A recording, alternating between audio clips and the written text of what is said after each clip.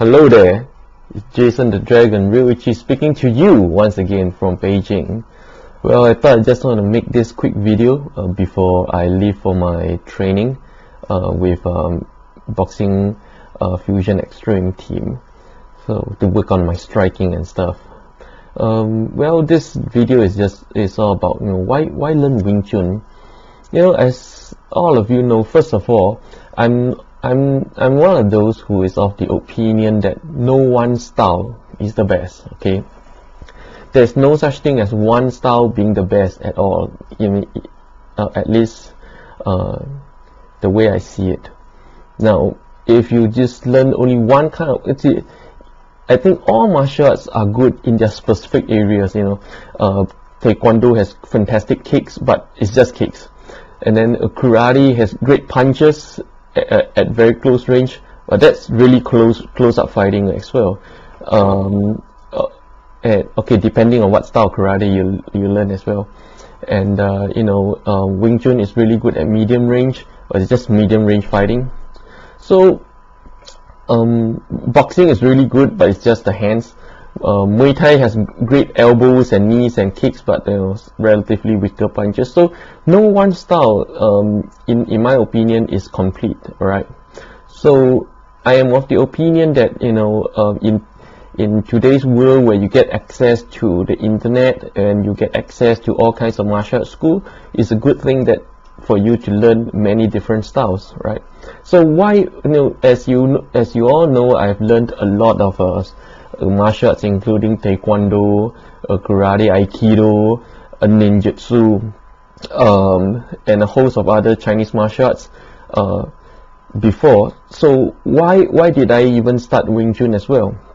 Okay, well, I need to admit one thing. Okay, I only took an interest in Wing Chun only after watching Donnie Yen's Yip Man movies. So I thought, ooh, wow, that looks pretty cool. That looks like something I could use. Like I don't know, you could punch like that, so it's quite interesting.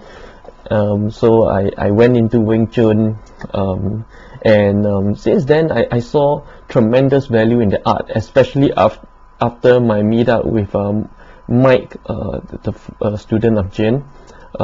Then I truly understood what Wing Chun is really about. Okay, as actually an internal, a very internal and concept-focused art. Well, I think you learn Wing Chun basically. Okay, on the techniques and fighting side of the story.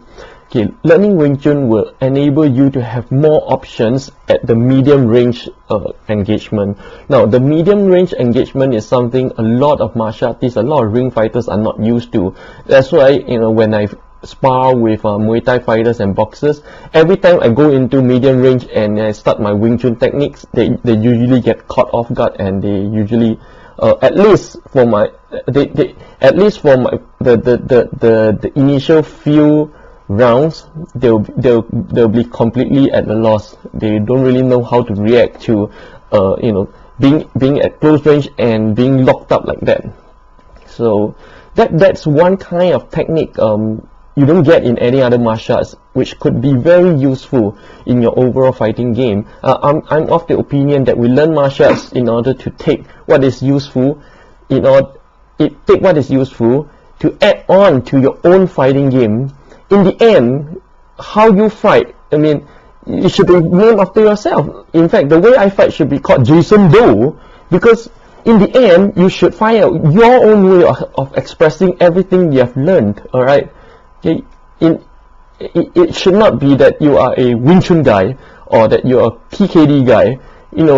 When you put yourself into such limitations, you're limiting what you can do. You're limiting your potential. That's why, as Bruce Lee said, the only limitation should be no limitation, and that's truly how martial arts should be. And inside a combat situation, you should be flowing with the combat situation, using what works for the specific point, what works at a specific point in time. Now, if the opponent is up close and grappling works best, then you better have some grappling skills of your own. If the opponent is in medium range and you know only boxing for or long range striking, you'll be forced to open up your distance again before you could engage. But if at that distance you know Wing Chun and be able to attack using Wing Chun from that range, then you have a lot more fighting options, right? Now, I think apart from combat, the other main reason for learning a traditional martial art, and this is not just specific to Wing Chun, any traditional martial art, is that you not only learn how to fight, because traditional Chinese Kung Fu has an internal aspect, has a health building kind of thing in there, where long-term practice leads to better health, better well-being, and the concepts and principles you learn, it is not only for combat, alright? It makes you a better person. It teaches you respect, discipline, ethics, things that are not sports specific, right? And on top of that, you become you take the baton, okay? You get past the baton of a tradition that has been passed the same way for hundreds of years, okay? You become part of a long line tradition that has existed for hundreds of years, and you know, it's a really special feeling to be part of a tradition, a culture that depends on you to pass it on. So, well, I think it makes the whole practice a lot more significant, because your ring fighting life or your combat life is actually going to be really short, okay? Anything above 35, well, you should be in your last few bouts. So what's next? I mean, does martial arts does it mean that martial arts stops after you're 40? No. And that's what traditional Chinese martial arts like Wing Chun, Hong Kah will give you. A system that allows you to continue practicing and harnessing into your old age. Alright? So, well, that's my 2 cents take on why you should practice Wing Chun, or you know, any other traditional martial arts, or any martial arts for that matter. And well, I think it's almost time for me to go for my training. So, see you guys soon.